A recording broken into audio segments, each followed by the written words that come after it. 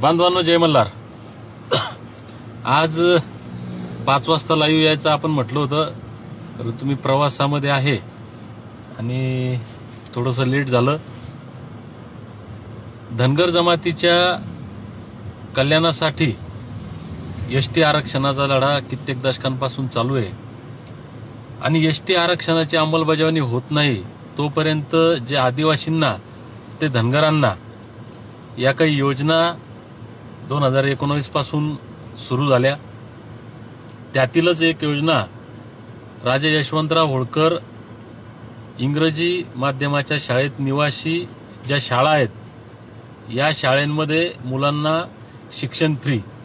मागील काळामध्ये आपण पाहिलं, जालना जिल्ह्यामध्ये जवळपास 23 शाळा या रद्द करण्यात आल्या. त्याची योजनेची मान्यता रद्द करण्यात आली होती. मागच्या वर्षी आपण हा मुद्दा उचलला, त्याचे लाईव्ह सगळे आपण प्रत्येक शाळेवरचे पाहिले. अजून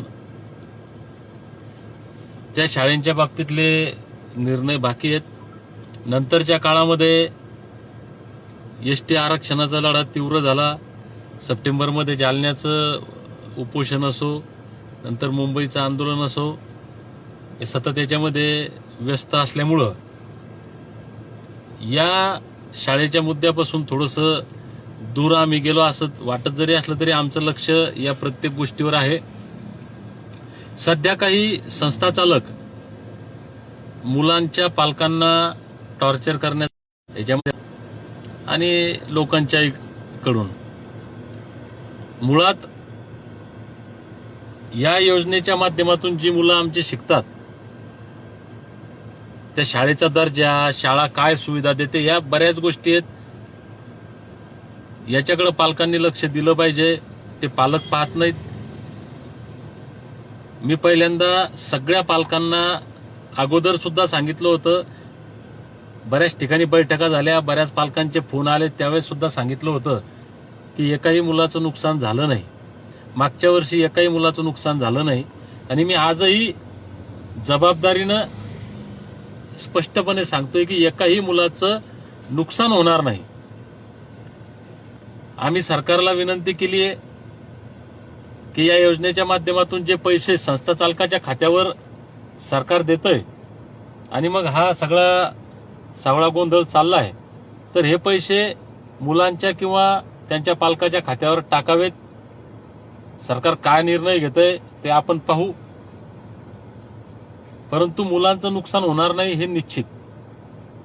संस्था चालकांना सुद्धा आम्ही या माध्यमातून सांगतोय की मुलांच्या पालकांना टॉर्चर करू नका. समाजातील काही लोक मुद्दाम या ठिकाणी दीपक बोराडेला कसं बदनाम करता येईल, दीपक बोराडेमुळे आमच्या मुलांचं नुकसान झालं, ही जी एक कोल्हेकुळी सुरू होती. मागच्या वर्षी फार मोठ्या प्रमाणामध्ये प्रचार प्रसार अपप्रचार आमच्या नावाचा केला गेला, परंतु एकाही मुलाचं नुकसान झालं नाही. ती लोक तोंडावर पडली. आता सुद्धा तेच होणार आहे. माझी समाजातील आमच्या सगळ्या पालकांना विनंती, ज्यांची मुलं या योजनेच्या माध्यमातून शिक्षण घेतात, आपण दीपक बोराडेला भांडल्यापेक्षा, माझ्या विरुद्ध काहीतरी षडयंत्र केल्यापेक्षा आपण सरकारला भांडलं पाहिजे. येणाऱ्या काळात आम्ही आमच्या पद्धतीने या गोष्टीवर आमचं बारकाईनं लक्ष आहे. येत्या 15 दिवसात जर हा विषय सुटला नाही तर या ज्या शाळा आहेत, तुमचे मुलं ज्या शाळेत शिकतात, तुमच्या मुलांचं नुकसान होणार नाही. शाळा मंत्र्याच्या घरासमोर भरवल्या जाईल. पुढचं आंदोलन, पुढचं उपोषण हे त्या मंत्र्याच्या घरासमोर आपण करू. मंत्रालयासमोर उपोषण करू. देवेंद्र फडणवीस साहेबाच्या बंगल्यावर मुलं घेऊन जाऊ, तिथं भांडू ना आपण. त्याच्यामुळं मुलांचं नुकसान होणार नाही. बाकी या शाळेंच्या विरोधातला आमचा लढा चालू आहे, सरकारसोबत लढा चालू आहे, हा लढा चालूच राहणार आहे. त्याच्यामुळं कुणी जर समाजामध्ये संभ्रम निर्माण करायचा प्रयत्न करत असेल, पालकांच्या मनामध्ये भीती निर्माण करायचा प्रयत्न करत असतील, तर या लोकांना आपण ओळखलं पाहिजे. मला बऱ्याच बांधवांचे फोन येतात, दीपक भाऊ मुलांचं काय, शाळेचं काय. मी अगोदरही सांगितलं होतं की निश्चिंत राहा, काळजी करण्याचं काहीही कारण नाही. आम्ही सक्षम आहोत लढण्यासाठी आणि आम्ही ताकदीनं लढणार आहोत. त्याच्यामुळं कुणी जर आपल्या कानात येऊन काही सांगत असेल, विनाकारण भीती निर्माण करत असेल, तर आपण या गोष्टीपासून थोडं परावृत्त व्हावं एवढीच विनंती या ठिकाणी करतो. येणाऱ्या काळात हा प्रश्न सुटेल लवकरच.